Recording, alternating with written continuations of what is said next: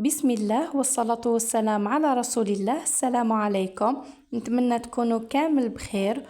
وانتم تشوفوا في الفيديو تاع اليوم راح ندير معاكم لي كاستيل حلوة بزاف بنينة وبزاف هايلة، واليوم ان شاء الله راح نديرها معاكم بمقادير مضبوطة.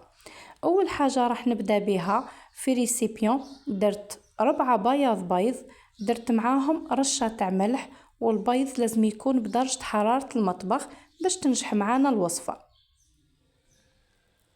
راح نطلعهم بالباطور حتى تتشكل لي هذا الرغوة.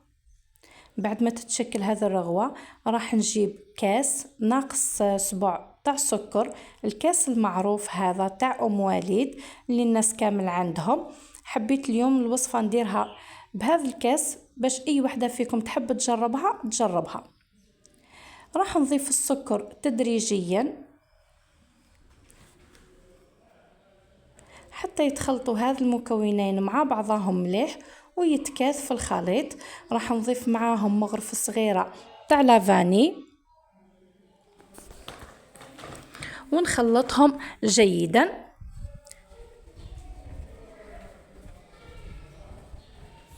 بهذا الشكل حتى نتحصل على هذا المنقار، ولا كي نقلب الريسيبيون تاعي يبقى الخليط متماسك.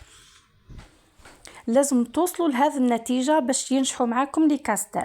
من بعد جبت نص كاس تاع فرينة وعندي 2 كيسان تاع كاوكاو، كنت حمصته ورحيته مرحي متوسط. راح ضفت الفرينة للخليط وراح نضيف الكاوكاو على دفعتين. راح نبدا نخلط فيه بسباتول من التحت للفوق باش ما يهبطش القوام تاع البيض.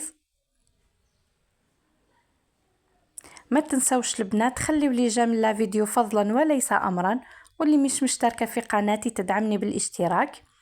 بعد ما خلطت هذوك المكونات مع بعضهم كامل، جبت البلاطو اللي راح ندير فيه، راح ندخله للفرن.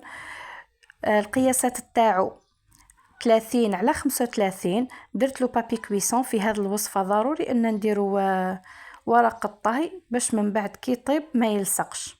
راح نوزعه كامل في البلاطو، والفرن تاعي كنت شعلته قبل يسخن على 180 درجة.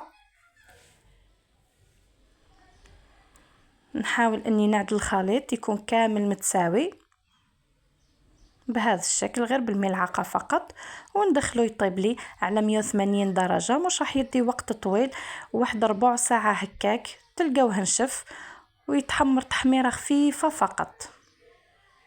بعد ما خرجته من الفرن كما قلت لكم ما يديش وقت طويل بزاف، ربع ساعة ماكسيموم 20 دقيقة يطيب.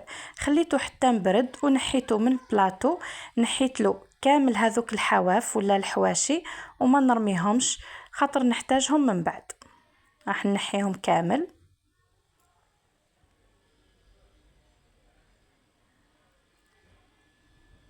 وراح نقسم هذه الورقة تاع الكاستيل، راح نقسمها على نصفين. اللي تحب تضاعف المقادير تضاعف المقادير.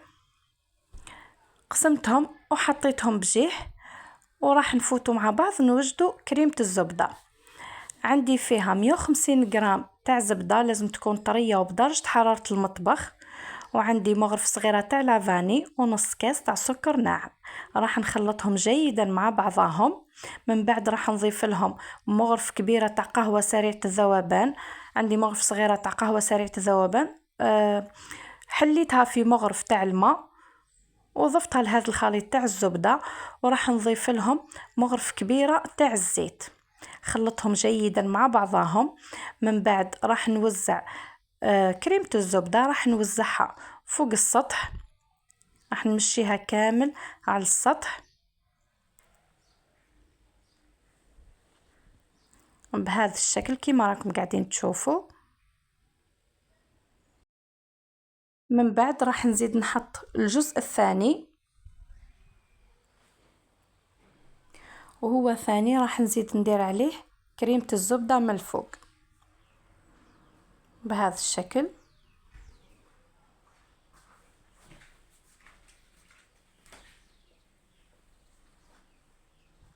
حنوزعها كامل على السطح دركا قبل ما نقصها راح ندخلها الفريجيدير حوالي 20 دقيقة ولا نص ساعة قد ما خليتوها مليح، باش من بعد كي نقصها ما تخرجليش هذيك الكريمة.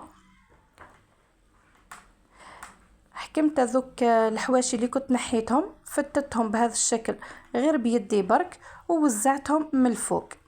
من بعد قصوهم كيما تحبوا، مربعات ولا مستطيلات. من الفوق درت عليهم رشة تاع سكر جلاسي. وهاي ليكم النتيجة. نتمنى انه الوصفة تاع اليوم تكون نالت اعجابكم وتجربوها، صدقوني بزاف بنينة وبزاف هايلة ونتيجتها مضمونة. درك معليا غير نقولكم مع السلامة وفي فيديو اخر ان شاء الله.